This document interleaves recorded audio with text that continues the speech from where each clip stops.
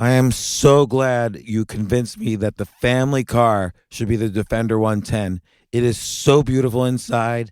It's so comfortable, and it just feels indestructible. Yes, it really is. I've been waiting a long time for the new model to come out. The Defender 110, I'm telling you, it's my favorite car of all times. It's my third one.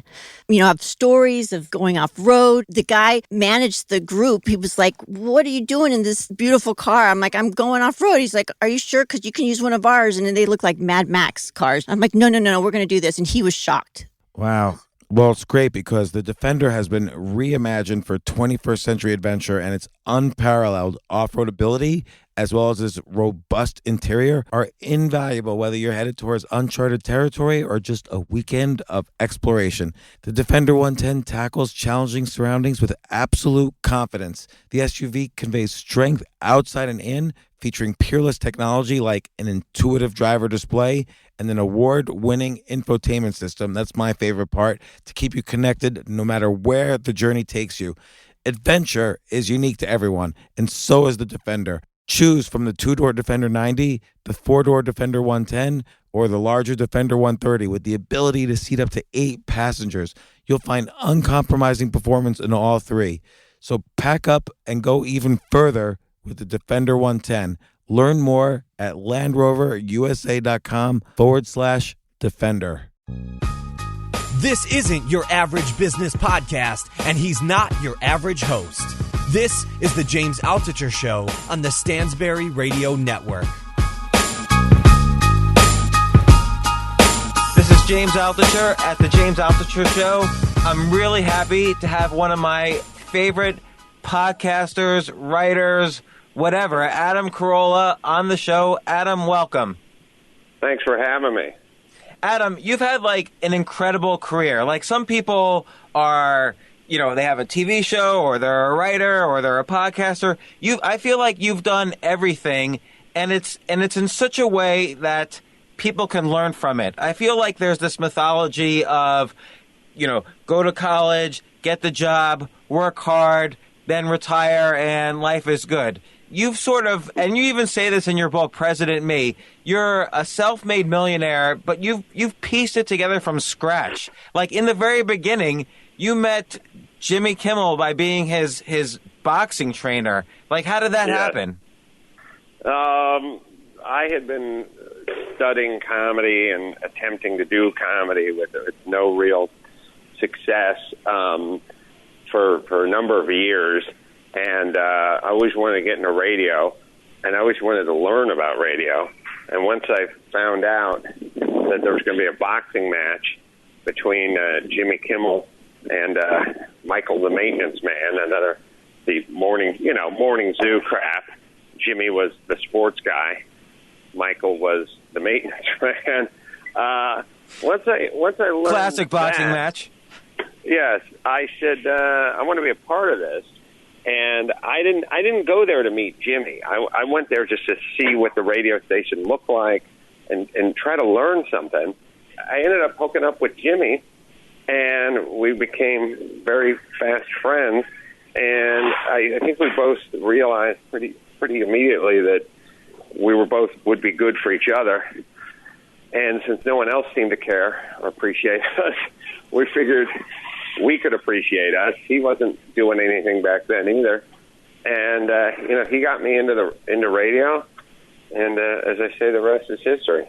And I think people don't appreciate it. It's not like you guys suddenly pitched the Man Show and were huge successes. Like you mentioned in one of your books, I think it was your second book, you guys are like traveling around the country, sharing hotel rooms. Like you really were working every step of the way to climb that ladder in the entertainment industry. It wasn't like this, entitled success. Yeah, what people don't realize is I don't think they can. I don't think people can intellectually understand that Jimmy Kimmel. There was a time when Jimmy Kimmel wasn't Jimmy Kimmel, and nobody knew who he was, and nobody cared who he was. There's I suppose there's always this sort of feeling like someone is looking at Jimmy when he's 27 and winking and going, oh, yeah, one day, I know. It was quite the opposite. You know, people, we proposed doing a radio show together at some point. And, well, actually what happened is somebody proposed I do a radio show. And I pulled that person aside and I said, I got a better idea. How about me and my buddy Jimmy Kimmel do the show together? And this guy, who had 20 years in the radio industry, said, Jimmy's more of a behind-the-scenes guy. He's not really what you call talent. Why did you want to bring him along? Why didn't you want to do it yourself? Because I saw something in Jimmy very immediately, and Jimmy saw, you know, first off, I felt definitely a sense of allegiance to the guy for what he'd done for me over you know, a pretty short period of time. Number one. Number two, I liked him on a personal level. I wanted to hang with the guy, but I also thought, here's a talented guy. So why wouldn't I want to work with this guy? We're very funny together. What's wrong with that? But nobody else at the time saw it, and I understood. You know, that's the other thing too, is you think everyone's just going to jump in line. They're not. You know, they're not just going to jump in line. Not at all. Not by a long shot. As a matter of fact, you know, when we were pitching the Man Show around, we had people telling us, well, what about the feminine point of view? And we'd say, well, there is no feminine point of view. And they'd go, well, what kind of show is this? And we'd say, well, now we have the show Girls. That's the feminine point of view. Right. We go, it's just called the Man Show. That's the show. And they'd go, well, no, not so fast. You need a feminine point of view in there. And it just goes to show that, look, most people aren't what you call visionaries. Well, you know, it seems like with podcasting, you were able to do away with the gatekeepers. You don't have to worry about any network executives. And I mean, I've seen in your books, you've pitched shows to CBS, NBC. You've dealt with so much rejection, but you keep, you know, as they say in the entrepreneurship world, you keep pivoting. You keep finding an alternative way to get your message out. And podcasting was perfect for you because there's no gatekeepers. Right. And that's, you know, but look, it's good and it's bad in the sense that it's put up or shut up. That's what the podcast is. You know, people go, you know, hey, it's great. You don't have the man and you don't have the machine and you don't have to deal with this and you don't have to deal with that. Right. But you also don't have to deal with a contract and a steady paycheck. You have to deal with anything. You're on your own. Right, you're on your own, which, like you say, has its pros and cons, but when it works, the pros outweigh the cons. I mean, look at you, Adam. You didn't go to college or you dropped out early on. You tried every job in the book. I don't even know why you started studying improv comedy. Maybe you could talk about that, but then you worked it and built up. I was realistic about what I thought my strengths and weaknesses were. And I think it's important to, you know, everyone so busy trying to pat everyone on the back and figure out how unique and special we all are. It's also really super important to figure out what you suck at, too. And also, you know, the other thing that always kind of cracked me up about school and business is, you know, they'd go, well, do you want to be a fireman? Do you want to be a lawyer? Do you want to be a doctor? Do you want to be a nurse? Do you want to be a school teacher? They should tell you, I've always said this, you know, it's funny because I was talking to my kids, and I got into that, you know, what do you want to do? What do you want to do? And they said, well, you know, I want to be a school teacher, or I want to work at the zoo, you know, whatever kids tell you. And my answer was, okay, you know, you can work at the zoo, but if you want to work at the zoo, you can't drive Daddy's car. And they said, you know, what do you mean? And I said, you're not going to be able to afford Daddy's car. This car you love driving around in so much? Yeah. I said, you work at the zoo, you can't afford to drive this car. which is fine. Just you should know that when they say nurse, school teacher, doctor, lawyer, there's some pretty big gaps and pretty big differences in compensation for those jobs. And it never gets discussed. It's just, hey, I want to be a fireman. Well, okay, you can be a fireman. You ain't driving an Audi A7. That's funny. You know, I had a similar conversation with my dad when I told him I wanted to be a psychologist, and he said, you know, you're not going to make any money if you're a psychologist. And I said, that's okay. It's not all about money. And then he was just brutally honest with me. He said, well, you're not going to meet any women that way. And oh, wow. Yeah, he was just, and he was an ugly guy, and I'm an ugly guy, and he was just right. So I had to figure out a job that made me more money. So I don't know if it helped me meet more women, but we'll see. Well, your dad was the point is your dad was realistic about your skill, and your. I mean, it's true. No, I mean you're not doing. We can all agree that it is BS, and nobody abides by telling every young African-American boy he's going to end up in the NBA playing with LeBron James. That's irresponsible. The answer is, hey, focus on your education. You're not going to be LeBron James. So, all right, maybe the kid's dream is to play hoops for the Miami Heat, but you know what? That's not going to happen. And you wouldn't be a responsible teacher, parent, anything if you said it was going to happen. Well, you know, it's funny. There's a lot of people always ask me, how do I find my passion? And the answer is not how do you find your passion. The answer really is how do you start to get good at things? Because you're going to be passionate about what you're good at. You're going to enjoy what you're good at and what you get pleasure from. You'll get pleasure from what you're good at. So how did you find what led you from all these kind of random jobs to improv comedy, which you started to study when you were relatively young? Well, I didn't like reading very much, and I was pretty good at sort of making stuff up as I went along.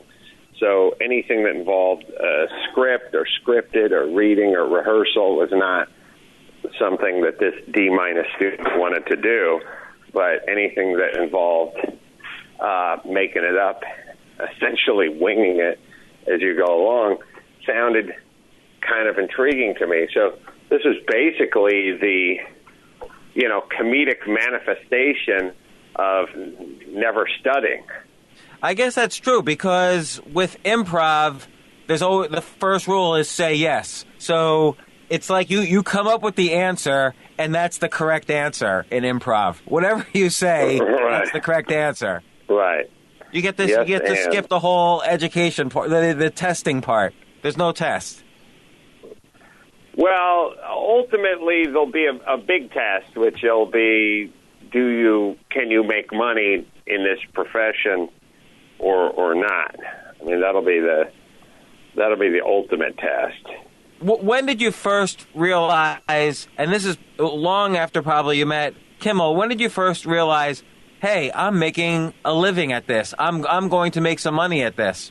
As soon as Kimmel and I started doing what we were doing, or it was even before Kimmel for me because I was doing Loveline and that kind of thing. But as soon as I started doing what I was doing and doing it fairly well, I realized, and then I started looking around at the competition, and I realized the competition was weak.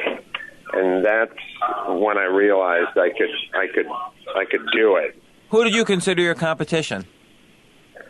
Everybody who had a sense of humor, and I didn't consider them to be that good. Like, quite honestly, I realized I was funnier than the people I was basically dealing with. I don't mean in some sort of cage match comedy competition. I just mean that's not a bad idea, though. I listened to Kevin and Bean on the radio and K-Rock for years, and I was a fan of theirs, and I still am a fan of theirs. But I realized pretty quickly I was funnier than they were.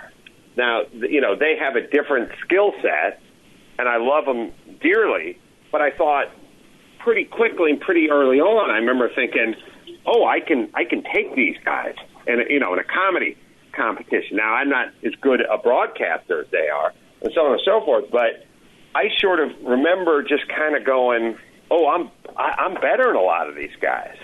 I don't know what then it became a sort of, I don't know what the hell I was doing wasting my time.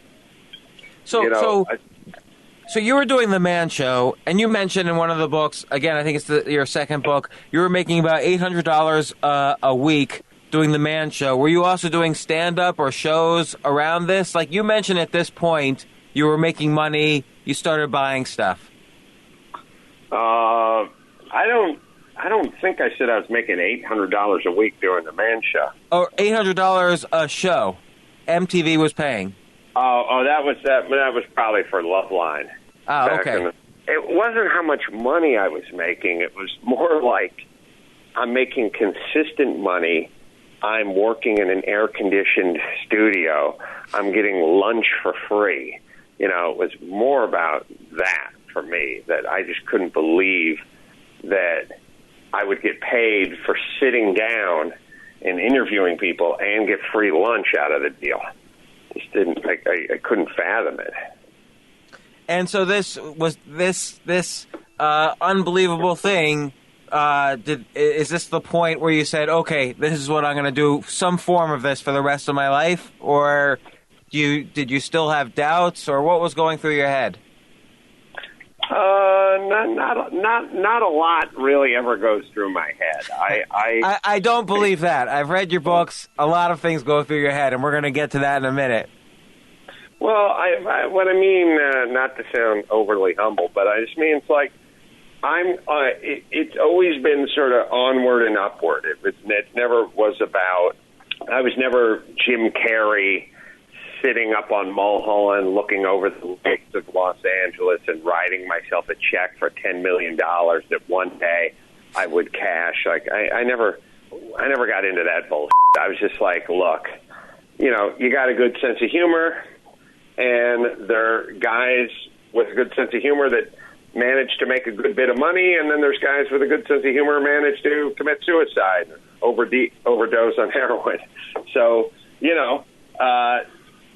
the good sense of humor part is nice, but also be nice if you could kind of point it in a direction that worked out versus flame out. And I feel like you kept working it, and you were rejected from things quite a bit. Like you pitch a CBS show, it gets rejected. You pitch an NBC show, it gets rejected. How did you keep keep going through, coming up with ideas, trying out new things? Like, what were sort of your incentive to keep trying new ideas out? Well, that stuff is, the CBS, NBC. I did a Fox animated pilot that I loved. I thought it was great. People can go to YouTube and type in Birchum. I think it's BIRCHUM, and watch it. I loved it. And it got rejected. It's a constant. It's not like, well, I used to get rejected in the beginning, and now there's this, and that's an ongoing thing. I get rejected for stuff all the time. Three-quarters of stuff I try out doesn't work out to this day. It used to be 7%. Now I've cut it down to 71%, but it's the same thing. It doesn't change. I think people in general are afraid of that, though. So people know that when they take their 9-to-5 cubicle job, say, and again, there's nothing wrong with that, but I feel like they stay in their comfort zone because it reduces that percentage of rejection. You have to be willing to break out of that comfort zone to really succeed. But the whole thing about rejection is it's kind of like, I don't know, cop writing you a chicken ticket for rolling for a four-way stop. Like, how personally do you want to take that? Do you know what I'm saying? Right. CBS, NBC, Fox, they pass on 100 shows a year. And then the next year they pass on another 100. And since I got passed up by CBS and NBC, they passed on 2,000 shows. I'm not sitting around licking my wounds. I know those shows would have been successful. I know the ideas were good. I felt strongly about them. I gave it all I had to give. I never, the only time I feel bad is when I feel like I didn't do a good job. I don't feel that way. I felt like I did a good job, and it didn't work out. So I want to talk about your most. I don't look at it as being rejected. Right. So in your last book, President Me, The America That's in My Head, you describe essentially your vision of America if you were president. And I sort of say, and you've sort of said, it's half joke, half real. But what I really see in this book is you're kind of underlining, all the ways in which America has felt entitled or dumbed down, and you come up with corrections and fixes. And I just want to read my favorite line from the book because I think it's really true. So you say in the book, somewhere in the middle, if I get a hooker, I want her to come with a vagina. And what you're referring to is the one guy on the film set who was a vegetarian, so the whole crew had to eat vegetarian food. And it's right. Sort of like this idea that everybody becomes entitled. Everyone wants to kind of get the lowest common denominator of every situation, but you want the real thing. And Americans sort of kind of gotten dumbed down as a result. Yeah, I listen. When you do a film crew, a movie, or whatever it is, you have to get a vegetarian. If someone's going to Quiznos on a sandwich run, they get a box of beef sandwiches, they get a box of chicken sandwiches, and they get a box of veggie sandwiches. Except for there's 45 people on the crew, and there's only 2 vegetarians. And the 2 vegetarians ain't into eating. So there's a whole box. At the end of the day, there's a whole box of vegetarian sandwiches that nobody wants sitting there. And the sad part about the whole endeavor is the next day when they go on a lunch run, they do the exact same ratio again, which drives me insane.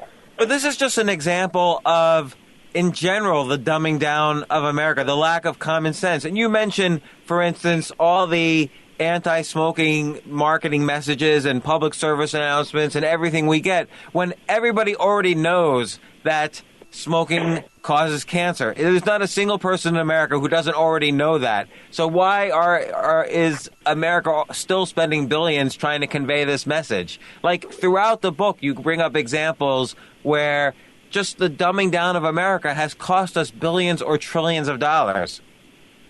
I believe it's, I don't really think of it as a dumbing down of America. I think of it as a sort of almost disdain that our politicians have for us, which is they're not interested in fixing anything. They're not interested in correcting anything. Their main interest is just saying, look, we're taking a controversial stance against people not smoking. Big deal. Like, that's their thing. They don't really care about you. They don't care about your health. They don't care about your well-being. They really care about getting through life without getting into trouble, saying anything controversial, or even doing anything. I drive through Los Angeles all day, every day.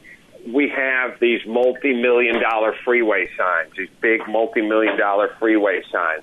They're electronic, they're computerized, there's hundreds of them. It probably costs millions of dollars a year to keep working and keep active, and all they ever say is click it or ticket on them. Now, so what are they saying? Put your seatbelt on. To who? The hundreds of millions of people that are driving underneath them with their seatbelts on as they speak? What are we talking about here? Every single car that's manufactured has a placard and a chime and a light-up thing that goes off when your seatbelt is not on. So what the do we need this for? Right. So we don't so need that, it. that's Well, what I'm saying is it's a perfect example. Obviously, there's not a human being who either it's one of two groups. Either you wear your seatbelt, which is 99.9% of everyone we know. We all wear our seatbelts. Then there's the 1% that doesn't wear their seatbelt, and guess who's not going to be affected by a sign that says click it or ticket? The rebel biker who says, I ain't wearing a seatbelt when I'm driving the old lady's car. So that's the one that doesn't give a shit about your click it or ticket campaign. So how many people is this affecting? The answer is zero. There's nobody who isn't either wearing their seatbelt or committed to not wearing their seatbelt who is passing by your stupid sign. But, now, it's not just the politicians, though, that you point out. Like for instance, you have one mention, and this is just one among many, no destination or theme weddings. People in general, like I personally can't stand being invited to a destination wedding. It's like the biggest waste of time in the world. And you're right, this should be outlawed. But it's not just politicians. It's the in general entitlement that people feel like, oh, I'm getting married, so people should come to wherever I invite them to and dress however I want them to celebrate my day. Like, you address this general entitlement that people seem to have across America. Well, I mean, obviously, it starts at the school. It starts with the kids. It starts with the parents.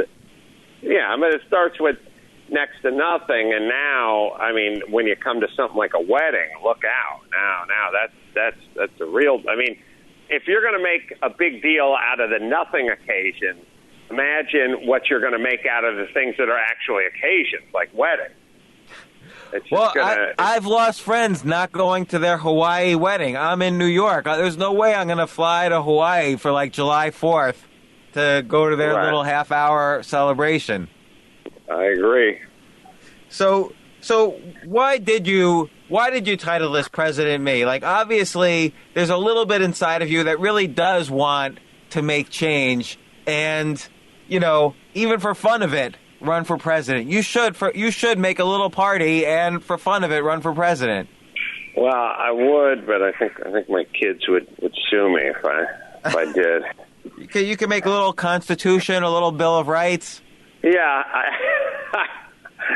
Well, again, with as many things as I got going, I got to kind of pick and choose my moments. I mean, if people say, "Oh, it sounds fun," or "Wouldn't it be fun?" or "It'd be fun," it's like, yeah, I don't have enough time, unfortunately, right now for the stuff that would be fun. I got to do the stuff that would be effective.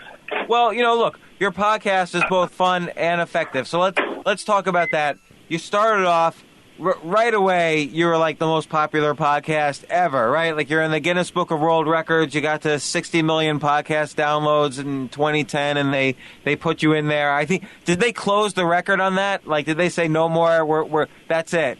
No, anybody who's doing a podcast is more than welcome to take a stab at the record. I don't think they do that with fattest man or tallest man, and I don't think they do that with podcasting either. If you'd like to make a run at it, you're perfectly free to make a run at it. But clearly you enjoy it. You've been doing it. You're one of the first guys to start consistently doing it. What makes your podcast good? I mean, of course, there's you, but what do you? I'm not saying there's a magic formula, but what else goes into making a good podcast? I'm asking advice here. I think if I was to give advice to anybody as it pertained to doing a podcast, I would simply say do a lot of it. Do it every day. Don't make a hobby out of it. A lot of people do it in a very nonchalant kind of way. A very catch can kind of way, and I would say do it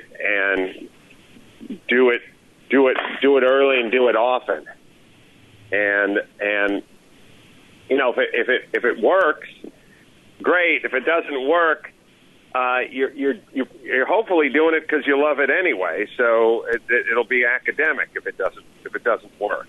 In other words, right. And so now recently, of course, there's this situation where some guy, more or less out of the blue, claims to own the patent on podcasting. So he adjusted his earlier patent in 2009 to claim podcasting, and now he's going after you, Mark Maron, and a bunch of others, saying you guys owe him money because you podcast and he owns the patent. And you've been raising money to fight this battle. It's a court case in Texas, but already the patent office has said basically this guy probably doesn't own the patent. Like, what's the status of this case right now? It's costing us a lot of money in legal fees, and it doesn't look like there's much of a case there. But unfortunately, to prove that, we're going to have to spend a whole bunch of money. So it's kind of good in one way that it'll probably be good for other people that come after us, but it'll be bad in the sense that we'll have shelled out a lot of money in the interim. Right, because clearly he can't win. Like the Patent and Trademark Office has basically implied this is not a patent. And so even if he wins in civil court, he's not going to win ultimately on appeal. I don't think there's any way this guy can win at all. But again, that doesn't mean he's not going to charge us $1 gazillion in legal fees to find out that he couldn't win. Why? And again, this is me being naive, but why pay legal fees? Why not let him win in local court and then just appeal? I basically said the same question. If the guy doesn't have a case, why are we even fighting it? Well, the point is as it's been explained to me, the thing goes off, I don't know, September, and we either show up or we don't, and we have to show up and we have to mount a case. Otherwise, we're going to lose, and if we lose, it can be millions of dollars. So it's one of these things where I'm with you, and I'm like, what the hell, and who are we talking to here? But unfortunately, I have to listen to the lawyers on this one. I pretend to be a lawyer on Twitter and usually give very good legal advice, but I will take your word for it that your lawyer said differently. But let me ask you this. So I'm going to play the devil's advocate for a second. Let's say somebody invents something, but they don't have the financial resources to use what they invent. So let's say someone invents the smart toilet, like you pee in a toilet and it diagnoses whether you have cancer or not, but they don't have the financial resources to create the smart toilet, and later, I don't know, GE creates the smart toilet. Shouldn't the patent inventor get something in that case? So this is different than your case, but I'm just trying to understand patent reform as you see it. Well, look, I believe it's like anything else. Like we go, look, do we want companies taking advantage of their employees and locking them in sweatshops and blah, blah, blah? And you go, no, we don't. So we're for unions. Right. We're for the spirit of a union and all the good things a union can do. But at some point when the teacher molests the student and we can't fire him because of the union, then we realize, well, it's probably gone too far then at that point. I don't think anybody has any fundamental problem with the notion of people keeping their intellectual property and so on and so forth. I think everybody is, down with that, so to speak. And so, the answer isn't, well, there should be no such thing as a patent. Like, of course there should be there should be a patent. And of course there's a place for people protecting their intellectual property and so on and so forth. The question is when do you cross the line? where does it go too far? I think that's something we're running into as a nation constantly. Like, should we pay taxes? Yeah, of course we should pay taxes. Are taxes a good thing? Yeah, they pay for the roads and the schools. Good. Now, are these guys now going nuts and overtaxing everyone and basically forcing them to move out of the state of California? Yes.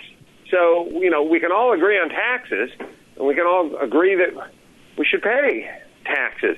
But when it starts to spin out of control, that's when there's an issue. And so here's a case where this guy had this patent for distributing audio cassettes, and he long after podcasting started, he modified his patent to include podcasting simply because everyone else forgot to do that, and now he's taking advantage of it. That's it, right. Now, if you came up with the line, "Where's the beef?" and I started printing up T-shirts and selling them saying, "Where's the beef?" and I didn't cut you in on it, then that's wrong. On the other hand, what this guy's doing is wrong. So there's always going to be, I think that's the problem with everything, is everybody says, well, you don't think these people should be running wild in the streets, and everyone just ripping off everyone else's idea. And it's like, no, I don't. Because believe you me, I have Mangria. That's my product. I invent things too, and I don't want someone else coming out with their own line of signature cocktail and calling it Mangria. That's mine. I've copywritten it. So I understand that you can't, have my podcast and start selling it to people, and selling commercial time against this. That's mine. So I understand how that goes. This, unfortunately, is not that. This is sort of a case where he kind of came up with his patent after the fact, which I don't know the exact laws, but it seems wrong, like after people have been podcasting for 10 years, to suddenly redefine your patent to describe podcasting. That's what seems incorrect to me. Well, it's not incorrect. It's a obvious play for cash, which is what these guys do, which is why we don't like it. Has anyone paid him?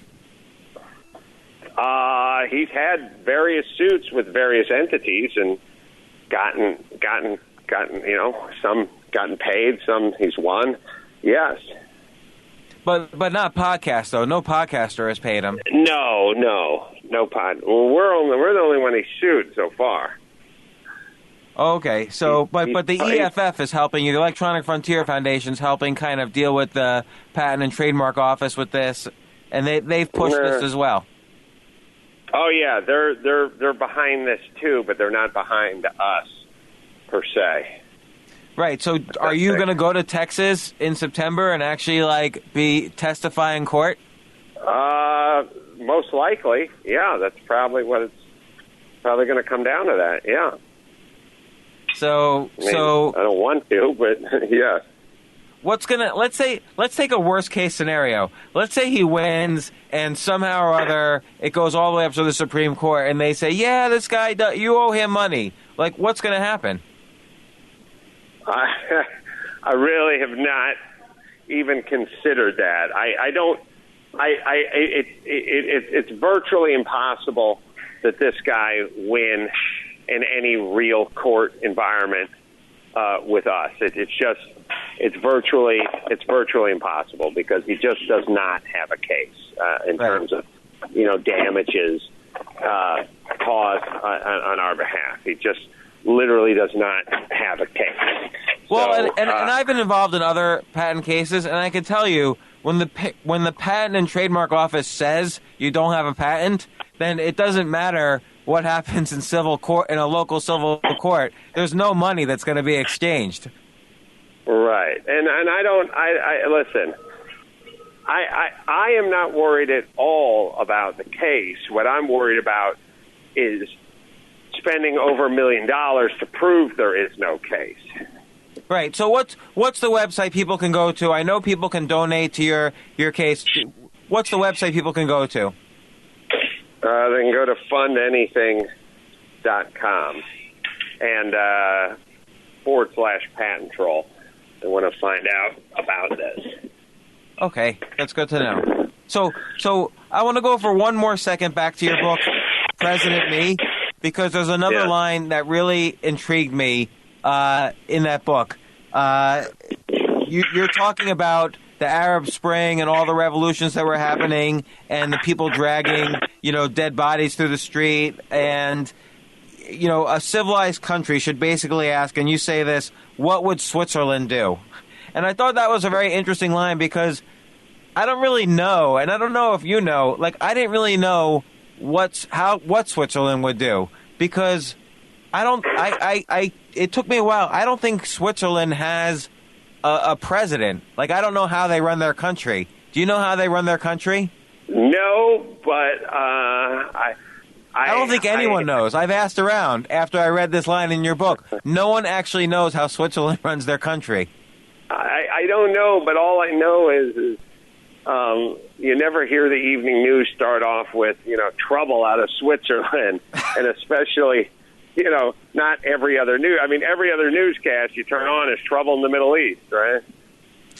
Yeah, so what would Switzerland do? Well, I want to, again, thank you for coming on the podcast, exchanging ideas. I want to recommend your book, President Me, which I really enjoyed. All of your books I've enjoyed, but this one I very much enjoyed. I think my audience will enjoy it.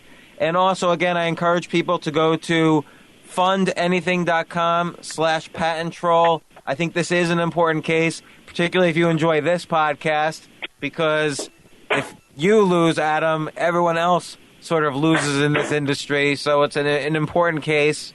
And again, I really appreciate you spending the time and coming on the show. Thanks for having me. I appreciate you taking the time as well. All right. Thanks, Adam. We'll see you next time. Bye. Next time. Bye-bye. For more from James, check out the James Altucher Show on the Stansberry Radio Network at stansberryradio.com and get yourself on the free insiders list today.